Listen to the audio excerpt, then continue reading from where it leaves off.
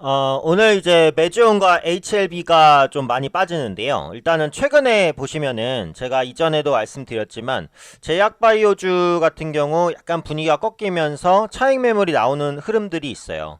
그러니까 시장에서 이제 업종 분위기가 굉장히 중요합니다. 특히 제약바이오주 같은 경우에는 더더욱 그래요. 오늘 SK바이오팜 관련된 호재 때문에 SK바이오랜드는 급등을 했지만 그게 이제 전체적인 제약바이오주의 그 투자 심리를 개선시키기에는 조금 역부족인 측면이 있었어요. 그래서 그러다 보니까 그런 부분들이 다소간의 이제 그 우려감으로 좀 반영이 되고 있는 그런 모습들이라고 보실 수 있는데 지금 보시면은 이제 한 가지 더 체크해 보고 싶은 게 그 양도세 관련된 내용이에요. 그래서 그 수급에 대한 부담도 조금 있을 수 있다라는 관점이거든요. 그러니까 꼭 이것 때문에 이제 하락한다 이건 아닌데 그냥 참고 사항으로 한 번 정도 체크해 보셔도 될 것 같아요. 왜냐면 메지온과 HLB 같은 종목군들이 개인 투자자 매수 상위 종목이어서 양도세를 피하기 위한 매물이 나올 가능성 일단 고려해 볼 수도 있다라고 보는 거거든요. 그리고 양도세로 인한 매물이 나올 수 있다라는 우려감이 먼저 반영되면서 빠지는 부분도 있을 수 있기 때문에 직접적이든 간접적이든 영향을 미칠 수 있다라고 봅니다. 그래서 관련 내용을 보면 이게 보통 보시면은 12월에 개인 매도가 많이 나와요. 이게 특히 코스닥 시장에서도 강해요. 왜 강하냐?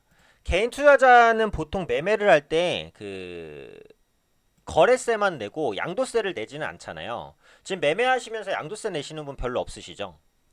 그런데 일정 금액 이상이면은 매매할 때 개인도 양도세를 내야 됩니다. 그러니까 그게 이제 현행 기준으로 15억 원 이상인데 이게 이제 내년부터 10억 원 이상으로 바뀌어요. 그러니까 이전보다는 그 대주주 양도세 요건에 걸리는 투자자들이 조금 더 많아지겠죠. 그러다 보니까 이런 부분을 피하기 위해서 연말에 주식을 팔고자 하는 수요가 늘어납니다. 특히 이제 내년 4월부터 그 대주주 요건이 강화가 되는데 어, 이 대주주에 해당하는지 여부를 따지는 기준은 올해 연말이에요. 그러니까 웬만하면 연말에 주식을 들고 가는 것보다는 털고 가는 게 낫단 말이에요. 굳이 이제 양도세를 두드려 맞을 필요는 없잖아요. 그렇죠? 그러니까 어떻게 보면은 이제 개인 큰 손들에 해당하는 얘기다.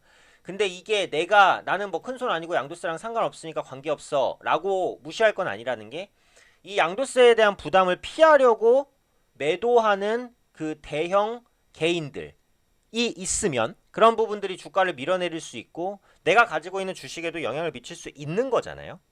그러니까 어찌되었던 간에 체크를 한 번 정도는 해볼 필요가 있다라는 거예요. 개인 투자자의 코스피 코스닥 그 순매도 규모를 보시면 2012년부터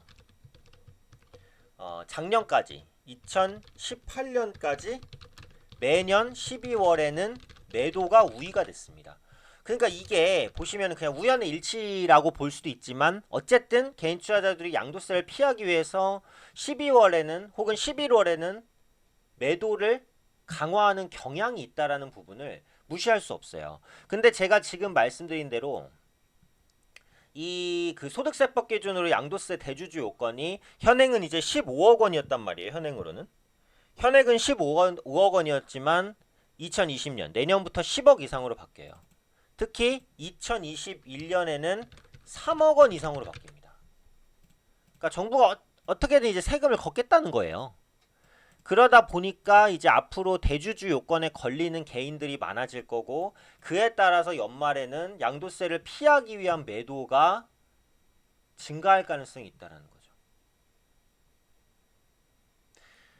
그래서 이제 이 부분에 대해서 다룬 기사 내용에서는 보통 이제 그 양도세를 피하기 위한 매도는 8월부터 12월까지 진행된다고 했어요. 근데 당연히 이제 11월, 12월 연말로 갈수록 이런 부분들이 세지는 거죠.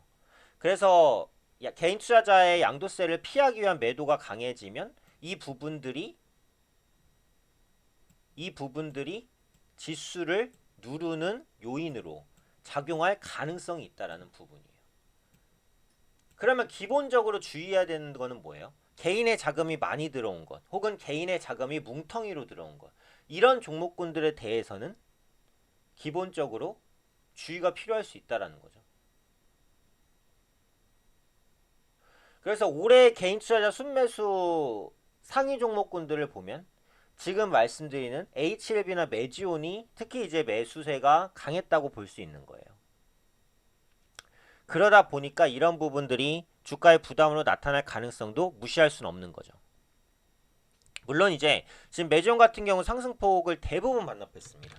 HLB 같은 경우에도 지금 보시면은 아직 상승폭을 뭐 많이 반납한 건 아닌데 그래도 초반에 급등보다는 반납을 했어요. 근데 이게 또 반대로 1월에는 다시 반발 매수가 들어오는 경향이 있다는 거예요. 작년 12월에 개인 순매도가 50억을 넘은 종목 중에서 12월 하락률이 10%가 넘은 종목은 올해 1월 주가 상승률이 평균 22%에 달했다는 통계치가 있습니다. 그러니까 12월 매도가 많이 나오는데 이게 기업이나 뭐 실적이 안 좋아서 매도가 나왔으면 그건 그냥 매도가 나온 것이고, 근데 그런 부분이 크게 변화가 없는데도 매도가 많이 나왔으면 개인의 양도세 피하기 위한 매물일 수 있다라고 판단하고 1월에는 그런 부담이 적어지잖아요. 또 해소가 되잖아요. 양도세 부담이. 그러니까 재가치를 찾아서 올라간다라는 거예요. 그래서 이런 부분을 통한 역발상 매매도 가능할 수 있다라는 거죠. 어쨌든 제가 오늘 말씀드리고 싶은 건 이제 메지온이나 HLB가 그 양도세 요건 강화 때문에 밀린다라는 얘기를 하는 건 아닙니다. 다만 그런 부분도 어느 정도 영향이 있을 수는 있다라는 거예요. 그래서 개인 투자자 매수가 많이 몰린 종목은 11월, 12월에는 일단 좀 조심해야 된다. 양도세를 피하기 위한 매도가 있을 수 있으니까. 그리고 특히 양도세 과세 기준이 계속해서 강화가 되는 거예요. 그렇죠? 대주주 요건에 대한 금액을 낮춘다는 건 뭐예요? 더 많은 사람들을 대주주로 보고 양도세를 뽑아 먹겠다는 거거든요. 그렇죠? 그러니까 그런 현상들은 매년 더 강해질 수 있다.